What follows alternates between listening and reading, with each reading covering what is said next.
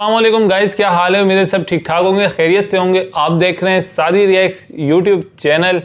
तो आज हम आपके लिए नई वीडियो लेकर आए हैं जो कि आपने हमें रेकमेंड की थी कि भाई 1971 की जो वॉर हुई थी पाकिस्तान वर्सेस इंडिया, इन दोनों के दरमियान एक प्रॉक्सी वॉर हुई थी जो बांग्लादेश के मकाम पर लड़ी गई थी और जिसके बाद बांग्लादेश मुल्क के तौर पे सामने आया, पूरी दुनिया को तस्लीम किया। तो वो जो जंग हुई थी आपस में इन दोनों ममालिक की, उसके ऊपर एक वीडियो आपने हमें रेकमेंड की थी जिसका टाइटल है 1971 India Pakistan war Bangladesh the end of Pakistani Wars. और ये जिस चैनल के मतलब तवज्जुह से ये वीडियो बनाई गई है उनका नाम है खान GS रिसर्च सेंटर।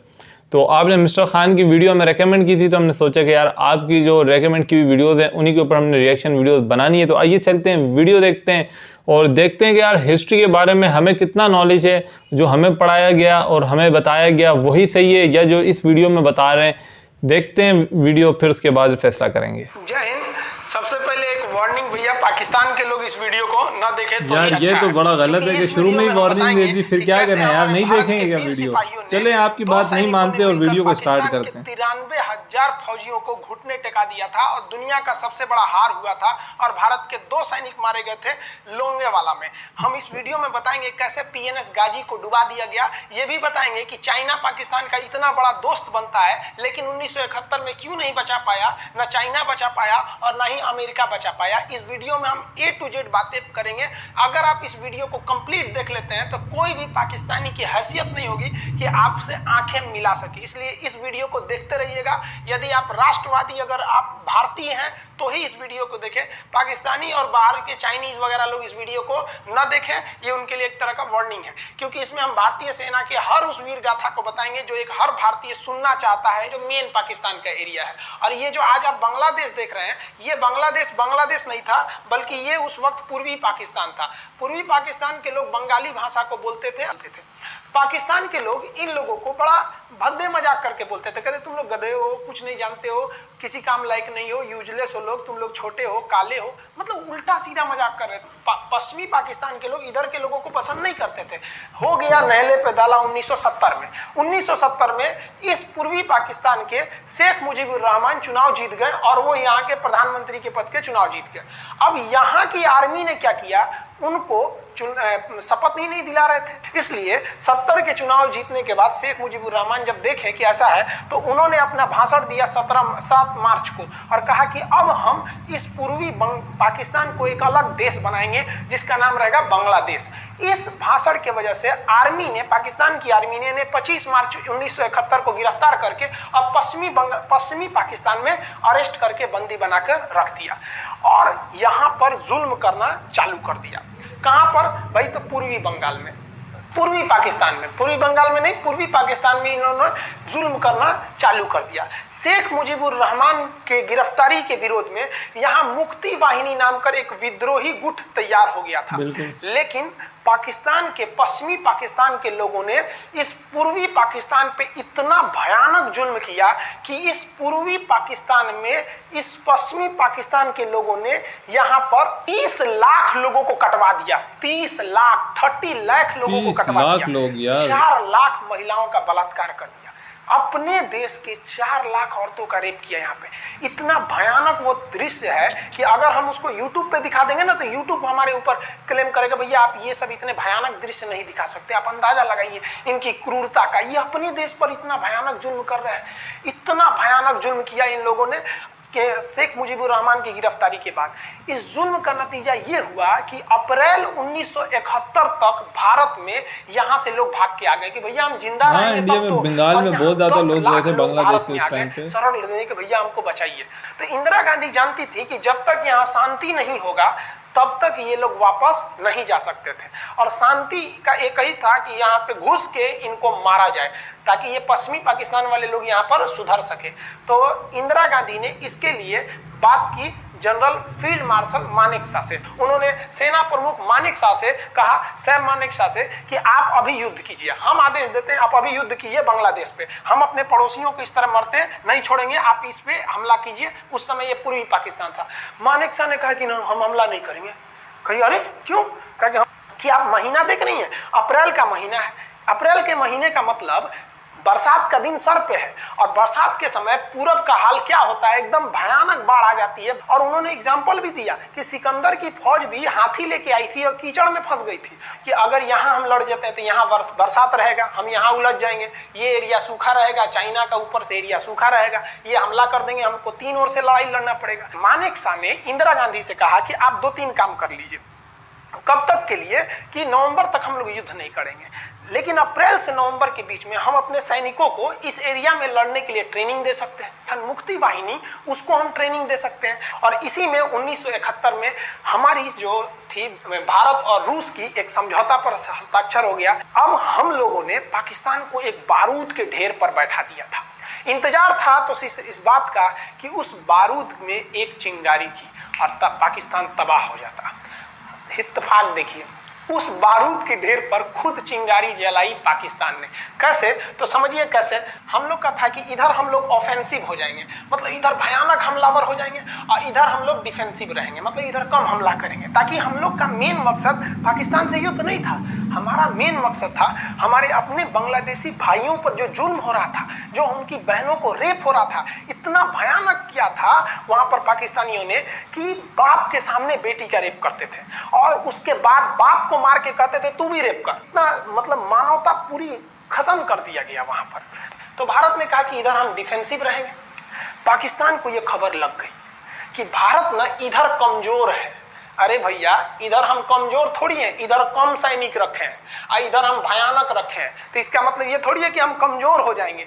भैया कहा जाता है ना कि सोनार के घर का कचड़ा भी बनिया के बादाम से महंगा बिकता है। देखिए, हम लोग ठंडी का इंतजार ही कर रहे थे कि पाकिस्तान ने गलती कर दिया। उसने 3 दिसंबर को अचानक हमला कर दिया श्रीनगर पे, पठानकोट पर, चंडीगढ़ पर, यहाँ पर आगरा हवाई अड्डे पर तबातोड़ हमला कर दिया। एयरफोर्स का इतना भयानक हमला पाकिस्तान का भारत पर हुआ कि भारत देखते रह गया। धड़ धड़ पाकिस्तान की जहाजें एंट्री मार गई सब भारत में, उसकी एयरफोर्स एंट्री कर दी। इतना भयानक हमला था, इतना भयानक कि भारत का एक भी सैनिक नहीं मरा। समझ रहे ना कितना भयानक हमला था। अरे भाई, जिस अंदाज से उन्होंने बोला, मैंने समझा कि कोई 10-15 हजार फौजी जो है ना वो मर गए। हाथी घोड़ा थोड़े हुई। भारत तो इसी का इंतजार कर रहा था। देहात में कहावत कहा जाता है कि रोए के रानी तले अखिए खुदा गई। भैया, हम प्लाने कर रहे थे कि हमला करने के लिए कि आप हमारे पे हमला करिए दीजिए। अब विश्व का भी दबाव नहीं आएगा हमारे ऊपर कि भैया हमला तो आपने किया है, अब हम लोग छोड़ेंगे नहीं। भारत एकदम दृढ़ निश्चय कर लिया। इसी बीच पाकिस्तान को एक खतरनाक खबर लग गई। क्या थी खबर भाई? तो देखिए, पाकिस्तान को खबर लगी कि भारत की ज्यादातर फौज इस पूर्वी पाकिस्तान की ओर डिप्लॉयड है और यहाँ राजस्थान के जैसलमेर जिला में एक जगह है लोंगेवाला। उस लोंगेवाला में केवल और केवल 120 फौजी हैं।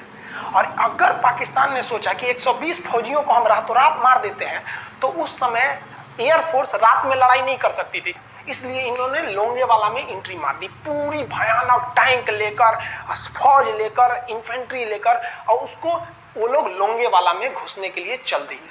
और लोंगेवाला में भारत के पास केवल 120 सिपाही थे, केवल 120, और उन पर वो हजारों की संख्या में टूट पड़े। लेकिन घबराना नहीं चाहिए, क्योंकि चींटियां तादाद में कितनी भी क्यों ना हो जाए, गन्ना घसीट के नहीं ले जा सकती हैं। लोंगेवाला में जो ड्यूटी थी उस समय कुलदीप सिंह चांदपुरी जी का। कुलदीप सिंह चांदपुरी सरदार हैं, आप देखे होंगे बॉर्डर मूवी में इनका रोल सनी देओल ने किया है। अब ये कुलदीप सिंह, ये भैया पंजाबी सिख, अब ये लोग 1.25 लाख से नीचे कुछ सोचते ही नहीं है। चिड़िया नू में बाज लड़ावा, गिदड़ नू में शेर बनावा, और 1.25 लाख नू एक लड़ावा, तब गोविंद सिंह नाम रखावा। खबर आया कि आपसे जो लड़ने आ रहे हैं ना पाकिस्तान की ओर से, वो ब्रिगेडियर तारिक मीर आ रहा है। उसके पास टैंक है, 2800 फौज है, बहुत ही तेज रफ्तार से आ रहा है। आपके पास केवल 120 जवान है कुलदीप सिंह। आप पीछे हट जाइए, आप पीछे हट जाइए, क्योंकि आपको हम ना, आप बहादुर हैं इसमें नो डाउट, लेकिन आप कैसे लड़िएगा उतनी भयानक फौज के पास से। यहाँ उन्होंने कहा खालसा सिख नहीं हट सकते, हम दिखा देंगे कि हम 120 भी उन पर क्या पड़ेंगे, भारी पड़ेंगे। इनके पास ना ही टैंक को उड़ाने के लिए कोई संसाधन थे, टैंक को मारने के लिए एक जीप पर लगा हुआ छोटा सा तोप था, और इनके पास 3 ठो माइंस लगे थे। माइंस समझते हैं आप लोग? टैंक जो होता है ना, बम, उसको उड़ाने के लिए माइंस लगाए जाते हैं। तो देखिए ध्यान से, ये है माइंस, ये माइंस होते हैं। इस पर अगर टैंक चढ़ता है ना तो टैंक ब्लास्ट कर जाता है। तब इन्होंने दिमाग लगाया। इन्होंने क्या किया, जो खाली रेगिस्तान था ना उसमें ना आगे की ओर 3 ठो ओरिजिनल माइंस को लगा दिया, और जो खाना खाने वाला टिफिन होता है ना 4 खंडे वाला, इसे उस टिफिन को इन लोगों ने रातों रात ना बिछा दिया। ऐसे लाइन से देखिए, लाइन से पाकिस्तान की टैंक आई तो शुरुआत में तो भैया ओरिजिनल माइंस था, धड़ाम से लगा, पाकिस्तान की टैंक उड़ गई। पाकिस्तान का एक टैंक उड़ा, फिर दूसरा उड़ा, तीसरा उड़ा, पाकिस्तानी एकदम डर गए सब। ब्रिगेडियर तारिक मीर कहे कि भैया यहाँ तो माइंस लगा के रखा है इन लोगों ने, एक काम करो इंजीनियरों को बुलाओ, पूरा माइंस निकालो। अब ब्रिगेडियर जो हमारे मेजर कुलदीप सिंह थे, ये जानते थे कि बाबू अगर हम तुमको रात भर रोक दिए ना तो सुबह हमारी एयरफोर्स आएगी, तुमको जिंदा नहीं छोड़ेगी। इसलिए इन्होंने पूरा टिफिन बिछाया था। इन पाकिस्तानियों ने 6 घंटे लगा दिए उनको निकालने में। इंजीनियर आते थे तो डर के मारे टिफिन निकालते थे, अरे बाप रे बाप, और टिफिन में तो ईटा पत्थर भर देते थे और डर के ले जाते थे, भागो भागो भागो, माइन से माइन से। इसको लगाते लगाते इन लोगों ने पूरी रात अच्छा, जो इनके बताने का अंदाज है ना, बंदा बोले कि ये बिल्कुल बॉर्डर के ऊपर ही खड़े हुए थे, यही सारा कुछ देख रहे थे, लाइव देख के आए हुए हैं। टिफिन है ये, रेगिस्तान में ये तो टिफिन है। अब उन्होंने कहा कि आदेश दिया कि हमला करो, तो कुलदीप सिंह जो थे चांदपुरी, उन्होंने बालू के बीच में ऐसे गड्ढे बना रखे थे और अपने फौजियों को ना 2 किलोमीटर एरिया में बिछा दिया। हाँ बिल्कुल, ये टैक्टिक्स होती है जंग किसी भी के भाई, अपने आप को सेफ कैसे रखना है। अगर इन्फेंट्री में गलत इंफॉर्मेशन मिल गया है, 120 को मिल के ऐसे थोड़े मारेगा सब। सोच रहा उधर से गोली, इधर से गोली, धड़ाधड़ बम, गोला दारू सब चल रहा है यहाँ पर। इतना भयानक कहीं कोई 120 आदमी मिल के ऐसे मारता है? नहीं भाई, इतना भयानक सुनसान एरिया में कहां से कौन मार रहा है, एकदम तबाही मचा दिया। कुलदीप सिंह चांदपुरी ने क्या तबाही मचाया था आप देखना चाहते हैं तो देखिए उन लोगों ने क्या तबाही मचाया था। ये है पाकिस्तान का टैंक, ये धज्जी उड़ गया था टैंक का, थुथुर तोड़ दिया इसका यहाँ पे। ये देखिए टैंक का, पाकिस्तानी देख रहे हैं कि भैया सब चक्का उक्का फेंका गया। बताइए ये चांदपुरी साहब को ऐसा करना चाहिए? ये कोई वीडियो गेम खेल रहे हैं? मार के धज्जी उड़ा दिया। अरे पाकिस्तान बच्चा है, अपने बच्चा है, बिगड़ गया, आराम से मारिए। ऐसे एकदम धज्जी उड़ा दिए हैं बेचारा सबको। पाकिस्तान के टैंक को धज्जी उड़ा के उस पे भारतीय सैनिक खड़ा होकर फोटो खिंचवा रहा था। फोटो खींचे, फोटो खींच। उस समय सेल्फी नहीं था ना, तो आगे से फोटो खींचना, फोटो खींचे। यहाँ पे आने वाली पीढ़ियों को ये प्रेरणा देगी। बताइए इतना सुंदर गाड़ी लेके आया था पाकिस्तान मारने के लिए, हाँ बेचारा ऐसे मारा जाता है? हाँ अरे ब्रिगेड मेजर साहब आप भी, बच्चा है, बच्चा को थोड़ा आराम से मारिए। देखिए इसका थोबड़ा बिगाड़ दिया गाड़ी का। ओहो, ऐसे नहीं मारना चाहिए, लेकिन क्या कीजिएगा, बच्चा बिगड़ जाता है तो धोना ही पड़ता है। ये हाल कर दिया रात भर में। सोचिए रात में इतना बुरा मारा, दिन में दिखता तो कुछ डाल रहा, पूरा एकदम भयानक तबाही मचा दिया मेजर कुलदीप सिंह चांदपुरी ने। इनके आगे कौन खड़े थे? ब्रिगेडियर पाकिस्तान के ब्रिगेडियर साहब को कहने लगी भैया ये तो बहुत बुरा मार रहा है सब। तब तक हो गया सुबह, और सुबह के वक्त हमारे जो हंटर जहाज थे, उस समय जो जहाजें थी वो हंटर जहाज थी। ये हंटर जहाजें रात में नहीं उड़ सकती थी, लेकिन दिन में उड़ सकती थी। रात भर तक कुलदीप सिंह चांदपुरी ने ऐसा कूचा पाकिस्तानियों को, इतना कूच दिया कि भोर हुआ तो बाकी का कसर पूरा कर दिया हमारे हंटर विमानों ने।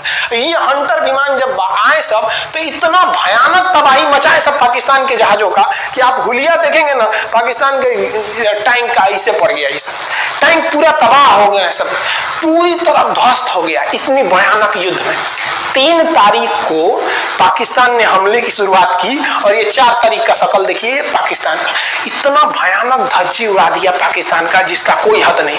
पाकिस्तानियों को दुम दबा के भागना पड़ा। ब्रिगेडियर साहब भागे, कहें कि भाग भैया न तो ये सब जान ले लेगा सब। हम लोगों ने पाकिस्तान के टैंकों को अपने यहाँ रख लिया है म्यूजियम में। आज भी जाके देखिएगा ना तो इन टैंकों को डर के मारे पाकिस्तानी छोड़ के भाग गए कि भागो भाई यहाँ पर।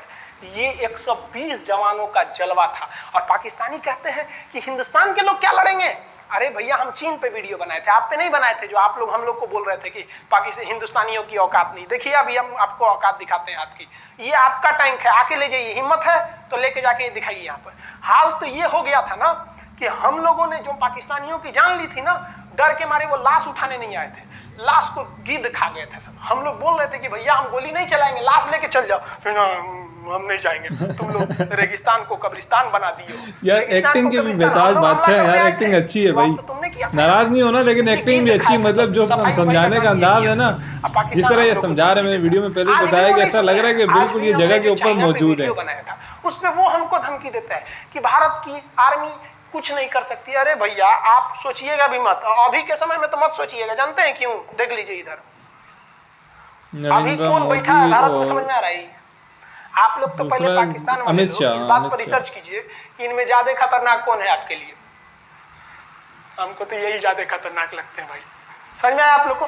तो अभी देखिए ध्यान से, यहाँ पर पाकिस्तान ने जो हार हुई थी लोंगेवाला में, ये हार में पाकिस्तान की तो कमर टूटी और पाकिस्तान का पूरा मनोबल टूट गया कि ससुरा 120 गो मिल के ऐसे कैसे धो दिया सब, बताइए इतना भयानक धो जाता है।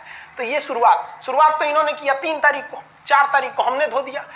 अब बचा नेवी कहे कि भैया आर्मी को मौका दिए, एयरफोर्स को मौका दिए, रात में आर्मी धोई, सुबह में एयरफोर्स धोई, हम नहीं धोएंगे क्या? हम भी धोएंगे। नेवी कब पहुंची? 5 दिसंबर 1971 को कराची पहुंच गई और कराची में जब पहुंची ना तो कराची को तबाह कर दिया। इतना भयानक बम्बार्डमेंट किया कराची पर कि कई दिन तक कराची बंदरगाह पर आग लगा था और कराची बंदरगाह को तो उन्होंने ऐसा धज्जी उड़ाया जिसे लग रहा था सिंधु सभ्यता बना दिया उनको। तो पाकिस्तान की, पश्चिमी पाकिस्तान का कमर टूट गया। पाकिस्तान वालों ने कहा कि ससुरा सब बोल रहा था सर कि हम इधर डिफेंसिव है, यानी ज्यादा हमला नहीं करेंगे, ज्यादा हमला इधर करेंगे, ससुरा इधर कैसे मार रहा होगा सब। अभी इधर भी बताते हैं कैसे मारा सब। ये कराची पहुंच गया, आप देखेंगे क्या हाल किया था सब कराची पे। कराची में जब मारा गया था ना इन पाकिस्तानियों को, तो ये पाकिस्तानी भाग गए थे सब ग्वादर में, ये ग्वादर भाग गए। अभी इनसे ग्वादर भी जाने वाला है, पूरा राज्य चला जाएगा इनसे, बलूचिस्तान। छुप के गए थे लोग ग्वादर बंदरगाह पे। अगर हम झूठ बोल रहे हो तो आप खुद पता कीजिएगा अपने यहाँ के इतिहास में भाई, हिंदुस्तान ये ग्वादर बंदरगाह पे छुप गए थे सब। आप देखिए कराची का क्या हाल हुआ था उस समय, हमारे एयर नेवी ने क्या हाल किया था। पाकिस्तान का जितना जहाज बस मिल जाए कि भैया ये जहाज किसका है, तो भैया जब पता चले कि भैया ये जहाज पाकिस्तान का, ये हाल हो जा रहा था जहाज का। यहाँ देख लीजिए इनका पूरा ध्वस्त, भैया ऐसे मारा जाता है। हाँ अरे भाई, बच्चा को बच्चा की तरह मारना चाहिए। इंडिया की नेवी ने भी हद कर दिया, बताइए इस तरह मारा जाता है। हाँ यहाँ देख लीजिए पूरा का पूरा धज्जी उड़ा दिया इन लोगों को। अरे भाई बच्चा है, बिगड़ गया है तो थोड़ा सा आराम से न मारिएगा, कि देख रहे हैं इस तरह से मारा पूरा पाकिस्तान के। कराची बंदरगाह उड़ गया। तो पाकिस्तान का तो इधर से तो पूरा का पूरा धज्जी उड़ा दिया। अभी शुरुआत हुई युद्ध के, केवल 2 दिन हुए हैं, आप दिल थाम के रखिए। अभी युद्ध लंबा चलने वाला है। 3 दिसंबर को स्टार्ट किए, 4 दिसंबर को हम लोग लोंगेवाला धो दिए, अब 5 दिसंबर को कराची। अब पाकिस्तान ने ना भारतीयों को तबाह करने के लिए, भारत का सबसे खतरनाक जहाज था आईएनएस विक्रांत। आईएनएस विक्रांत को बर्बाद करने के लिए ना इसने यहां से भेज दिया आईएनएस पीएनएस गाजी को। गाजी एक पनडुब्बी थी, उसको आदेश दिया गया कि जाके मार के आओ, किसको? विक्रांत को। क्योंकि अगर विक्रांत जहाज डूब जाता तो वाकई उस समय हमको युद्ध जीतने में बहुत दिक्कत आ जाती। तो ये गाजी कैसे डूबा, इसको हम लोग एक खराब जहाज से मार दिए। तो अब इधर समझते हैं कि जब उधर इतना भयानक धोए तो इधर कितना बुरा धोए होंगे, इसको बारे में हम लोग समझते हैं। भारतीय सेना अब पूरब की ओर क्या क्या काम की, इसको ध्यान से समझिए। ये मुक्ति वाहिनी जो थी बांग्लादेश की, वो अंदर ही पाकिस्तानी फौजियों को मार रही थी गली कुची में दौड़ा दौड़ा के। क्योंकि इन पाकिस्तानी बाहिनी और जो पाकिस्तानी फौज थी उसके अंदर बहुत ज्यादा मतलब प्रोटीन की बहुत असर चलती रही। आर्मी और ऊपर से हमारा एयरफोर्स। और इस टाइम पे मतलब पाकिस्तान में भी बहुत ज्यादा इस तरह के लोग हैं जो कि मानते हैं कि यार बांग्लादेश में पाकिस्तान से गलती हुई है। और हिस्ट्री को जो है ना देखें, जो गलती आपकी है आप उसको माने। इधर से ही मिलेगा। अब बताइए, और ये दुनिया को पता है कि भाई इंडिया ने बांग्लादेश के अंदर जो है मुक्ति बाहिनी को सपोर्ट किया, ट्रेनिंग दी, बल्कि इसका क्रेडिट तो भाई मोदी ने जाके लिया था। उधर बांग्लादेश के इंडिपेंडेंस डे के ऊपर उन्होंने तकरीर की थी। मोदी ने जो की थी तकरीर के भाई हमने आपको जितवाया था और हमने आपकी मदद की थी, वो तो विक्ट्री इंडिया ने बताई भी। और इस वीडियो में भी अगर देखा जाए तो बिल्कुल इसी तरीके की बात है कि यार जंग के दौरान जो जो मतलब इंडिया ने बांग्लादेश बनाने में मदद की, वो सारा ये हम डिस्क्राइब कर रहे हैं कि इस जगह पे भाई हमने ये काम किया है, जो ताकि मुक्ति वाहिनी को कोई दिक्कत ना है। मुक्ति वाहिनी मारती थी और आर्मी पूरी तरह से उसने यहाँ से हमारा विक्रांत ने चटगांव बंदरगाह को तबाह कर दिया। अब बांग्लादेश का देखिएगा वर्तमान में, उस समय तो पूर्वी पाकिस्तान था, ये चटगांव उस समय पाकिस्तानी आर्मी नेवी का एक बहुत बड़ा केंद्र था। इधर हम लोग ने उड़ा दिया कराची, इधर उड़ा दिया हम लोग ने चटगांव। अब मुक्ति वाहिनी को कोई खास दिक्कत नहीं आ रहा था। अब पाकिस्तान ने कहा कि हर हाल में इस विक्रांत को बर्बाद करो। देखिए ये विक्रांत है, विक्रांत जहाज जो था इस पे से इसके ऊपर देखिए आपको लड़ाकू जहाजें दिखेगी। पीएनएस गाजी को क्या आदेश दिया गया था भाई कि तुमको जाना है और इस विक्रांत को बंगाल की खाड़ी में जाने के बाद इसी में डुबा देना है। अब पाकिस्तान वालों का इतना दिन तो अच्छा था नहीं, भारतीय खुफिया एजेंसी को पता चल गया कि पाकिस्तान की पनडुब्बी वो समुद्र के अंदर अंदर चलती है, उसको साइलेंट किलर कहा जाता है। पाकिस्तान की पनडुब्बी चल दी है पश्चिमी पाकिस्तान से बंगाल की खाड़ी की ओर, ये अरब सागर से बंगाल की खाड़ी की ओर चल दिया। अब विक्रांत को बचाना हर हाल में जरूरी था, इसलिए हम लोग विक्रांत को छुपा दिए, मतलब थोड़ा सेफ्टी दे के रखने लगे। और इस पीएनएस गाजी जो था, आप पीएनएस गाजी को देखेंगे, पीएनएस का मतलब था पाकिस्तानी नेवल शिप, पीएनएस गाजी, ये मारने आ गया किसको? विक्रांत को। इस पीएनएस गाजी को अगर कोई मार के डुबा सकता था तो वो था आईएनएस राजपूत। लेकिन ये जो आईएनएस राजपूत आप इमेज में देख रहे हैं, ये उस समय समस्या क्या था इस आईएनएस राजपूत के साथ, क्योंकि इसके इंजन में कुछ खराबी आ गई थी और ये बिगड़ गया था, और बिगड़ के इसको विशाखापट्टनम पे बनाया जा रहा था, रिपेयर किया जा रहा था, इंजन ही गड़बड़ हो गया था। तो भारतीयों का यहीं पे दिमाग काम आया। भारतीयों ने सोचा क्यों ना हम पीएनएस गाजी को खुद बुला के लाएं, कहां पर? विशाखापट्टनम पे। तो लोगों ने कहा कि भैया ये आएगा विशाखापट्टनम में, क्या आईएनएस राजपूत हमको मार दो? तो कहा कि नहीं, देखिए कैसे आएगा। भारतीयों को पता था कि हिंदुस्तान में पाकिस्तानियों के कुछ न कुछ जासूस होंगे और वो पाकिस्तान को पल पल की खबर दे रहे होंगे। भारतीयों ने क्या किया, आईएनएस विक्रांत के जितने भी अधिकारी थे उनसे कहा कि आप लोग अपने अपने घर फोन कीजिए कि हम विशाखापट्टनम आ रहे हैं, तुम लोग हमको छुट्टी मिला है, विशाखापट्टनम में 10 दिन रुकेंगे, हमारे लिए तुम लोग खाना पीना अच्छा से बनाओ। लड़कों से उन लोगों को खबर खिला दिया। विशाखापट्टनम में जितने मछुआरे थे उनको कहा गया कि आप लोग हट जाइए, बहुत बड़ा जहाज आने वाला है, बहुत बड़ा जहाज विक्रांत आ रहा है, यहाँ पे आप लोग खाली कर दीजिए, आईएनएस विक्रांत आ रहा है। यहाँ पर क्या किया गया, ऑर्डर दिया गया, बहुत सारे फल सब्जी अंडा ब्रेड, कि भैया ये इतने बड़े जहाज के लिए जा रहा है, 6 महीने का खाना चाहिए। ये खबर आग की तरह फैल गई पाकिस्तानियों को। अब पाकिस्तान में खबर लग गई कि भैया आईएनएस विक्रांत यहाँ नहीं है, आईएनएस विक्रांत विशाखापट्टनम पे है। अरे बकलोलो, अगर वाकई अगर इस तरीके की बात है, अगर वहां पे जहाज इन लोगों ने बुलाया तो बड़ी जबरदस्त इनकी यार वो थी, सोच थी, प्लान, मतलब प्लानिंग बहुत अच्छी थी इनकी। ये मुड़ गया किधर की ओर? विशाखापट्टनम की ओर। और विशाखापट्टनम पर चुपचाप शांति से खड़ा हुआ जहाज आईएनएस राजपूत इंतजार कर रहा था। तो पानी के अंदर अंदर आओ, ये अभी बाहर निकला हुआ है, पानी के अंदर रहती है। और आईएनएस राजपूत देखा कि ये आ रहे हैं, वो आईएनएस राजपूत को मारता कि इससे पहले ही आईएनएस राजपूत मार के तबाह कर दिया पीएनएस गाजी को। पीएनएस गाजी पर को डूबने के बाद पाकिस्तान को बहुत बड़ा सदमा लग गया।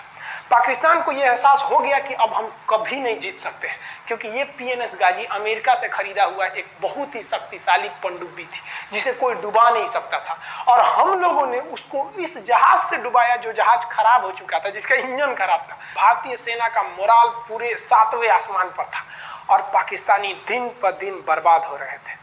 अब पाकिस्तानियों को लगा अब क्या करेंगे, तो पाकिस्तानियों ने अमेरिका में फोन किया, भैया आप कुछ कीजिए। तो अमेरिका ने ना यूएनओ में मुद्दा उठा दिया, यूनाइटेड नेशन ऑर्गेनाइजेशन, इसकी जो सिक्योरिटी काउंसिल है, सुरक्षा परिषद, इसमें कह दिया पूर्वी पाकिस्तान पर जुल्म कर रहा है, मार रहा है। तो रसिया उस समय हमारा साथ दिया, कहा कि तू देर जानता है जुल्म कर रहा है, भारत जो कर रहा है सही कर रहा है, हम इस प्रस्ताव के खिलाफ में वीटो करते हैं। वीटो अगर कोई देश, 5 देश को वीटो है, इस पर अलग चर्चा करेंगे, अगर किसी ने वीटो कर दिया तो वो प्रस्ताव रद्द हो जाता है। तो पाकिस्तान की एक और उम्मीद यहाँ पर अपना दम तोड़ दी। अब पाकिस्तान कहा अमेरिका से कि भैया आप ही हमको बचा लीजिए। तो अमेरिका ना पाकिस्तान की ओर से भारत पर हमला करने के लिए अपना सबसे खतरनाक जहाज भेज दिया, 7वां बेड़ा। देखेंगे 7वां बेड़ा को, अगर इतना भयानक था 7वां बेड़ा, ये अमेरिका का साथ अकेले चलता ही नहीं था, इतनी पूरी फौज के साथ, नेवी के साथ चलता था। ये किस लिए आया था? विक्रांत को डुबाने के लिए, और इसका साइज विक्रांत से डबल था, इसके आगे विक्रांत नहीं टिक पाता। अब इंदिरा गांधी भी टेंशन में रह गई। ले, तब उस समय इंदिरा गांधी को याद आया कि भैया हमारा एक और तो हम समझौता करके आए हैं, अगर अमेरिका पाकिस्तान का साथ दे सकता है तो रूस से हम भी तो समझौता करके आए हैं। तो भारत ने रूस को कहा कि भैया अमेरिका इतना भयानक 7वां बेड़ा भेज दिया, आप हमारी मदद कीजिए। तो रूस ने कहा टेंशन क्या लेते हो, देखो हम बोलते हैं। रूस ने परमाणु पनडुब्बी भेज दी और रूस ने अपना 40वां बेड़ा भेज दिया। आप देखेंगे ये रूस का 40वां बेड़ा है, ये अपने भारी भरकम जहाजों के पूरे ग्रुप के साथ चल दिया, कहा कि चल भैया देखते तुमको कौन मारेगा भारत को। और अमेरिका को सीधा कह दिया कि भैया विक्रांत पर अगर आपने हमला किया तो ये हमला हम रूस पर हमला मान लेंगे। यहाँ पर खड़ा था भारत का विक्रांत और उसकी सपोर्ट में खड़ा था रूस का 40वां बेड़ा।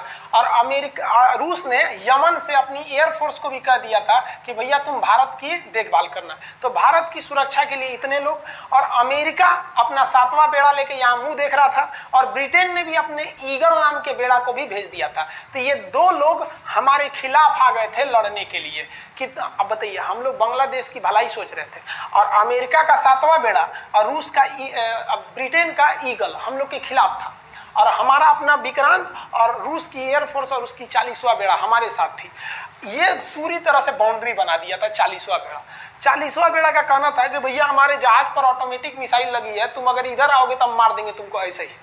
रूस ने अपनी सारी पनडुब्बियों को ऊपर उठा दिया समुद्र के ऊपर, ताकि सैटेलाइट से और दूसरी निगरानी से देखा जा सके, और यही हुआ भी।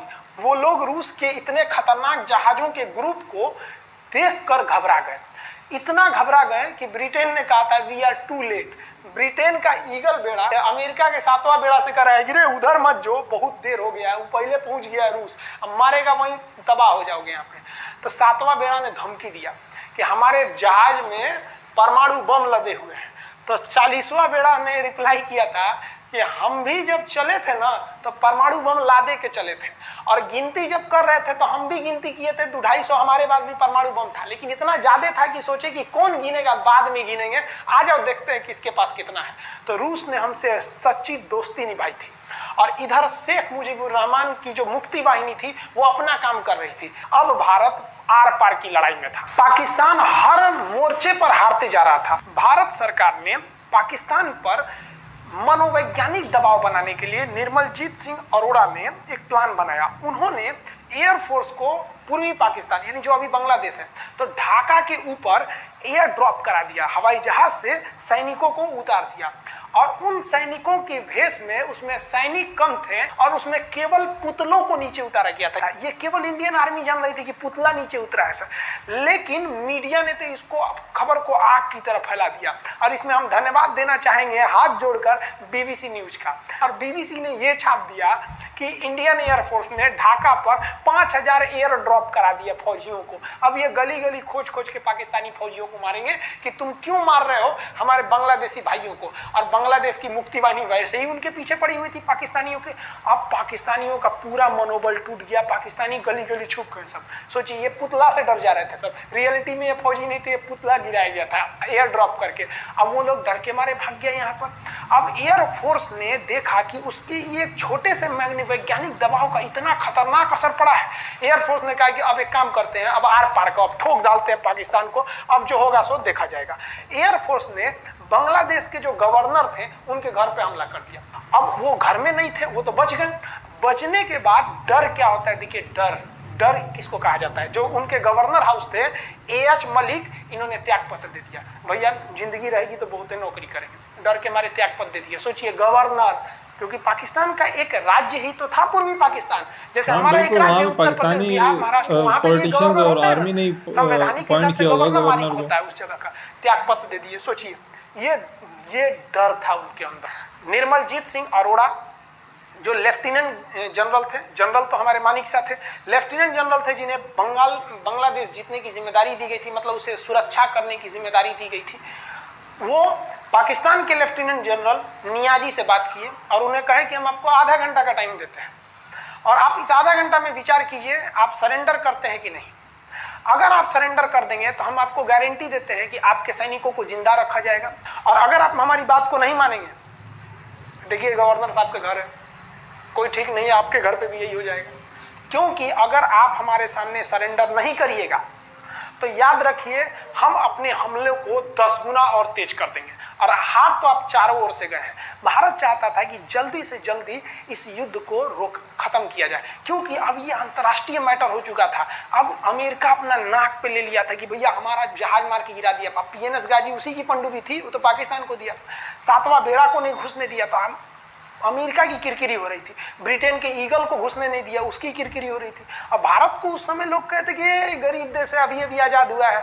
1971 में हमारी यही हाल थी। हाँ बिल्कुल, देखा जाए तो इंडिया इतना टाइम पहले तो रख दिया अमेरिका को, हर जगह धो दिया पाकिस्तान को। अब बेचारे नियाजी क्या कर सके। नियाजी को आधे घंटे का टाइम दिया गया। 16 दिसंबर 1971, याद रखिएगा दिन 16 दिसंबर 1971। ये हमारे इतिहास का 13 दिन के युद्ध में हमने पाकिस्तान को धूल चटा दिया था, क्योंकि 3 दिसंबर को पाकिस्तान ने युद्ध स्टार्ट किया था और 16 दिसंबर हम लोगों ने जनरल नियाजी से आत्मसमर्पण करवा लिया। और आत्मसमर्पण आप देखना चाहेंगे जनरल नियाजी का। जनरल नियाजी इन्होंने हमारे लेफ्टिनेंट जनरल निर्मलजीत सिंह अरोड़ा के सामने आत्मसमर्पण साइन किया, और साइन करने के बाद बांग्लादेश के ढाका रेस कोर्स में इन्होंने साइन किया, और इनकी आंखों में आंसू था। एक देश के सेनापति के लिए इससे शर्म की बात क्या है जो गिनीज बुक में नाम रिकॉर्ड करा दिया। गिनीज बुक में कैसे? देखिए, पाकिस्तान के लोग हम चाइना के वीडियो बनाए थे, उसमें कमेंट कर रहे थे कि इंडियन आर्मी कुछ नहीं कर सकती। देखो, बांग्लादेश तुम्हारी बहादुरी का जीता जागता उदाहरण है। तुम्हारे यहाँ का 93,000 फौज, सोचिए 93,000 सैनिक पूरी दुनिया में आज तक आत्मसमर्पण नहीं किया। ये 93,000 लोगों ने आत्मसमर्पण कर दिया। देख लीजिए, ये अपना बंदूक फेंक दिए, अपने स्टार नोच के उतार दिया कि भैया हम लीजिए आत्मसमर्पण करें, बेल्ट उतार के दे दिया, अब चलिए जहां ले जा रहे हैं, जितना लाठी मारना है हमारी, आत्मसमर्पण। ये वही पाकिस्तान है, याद रखिए, आप याद कीजिए, हमारे 120 सैनिकों ने आपको धूल चटा दिया था लोंगेवाला में। केवल 2 सैनिक मरे थे लोंगेवाला में, और पूरी की पूरी आपको भगा दिया था 4 दिसंबर को ही।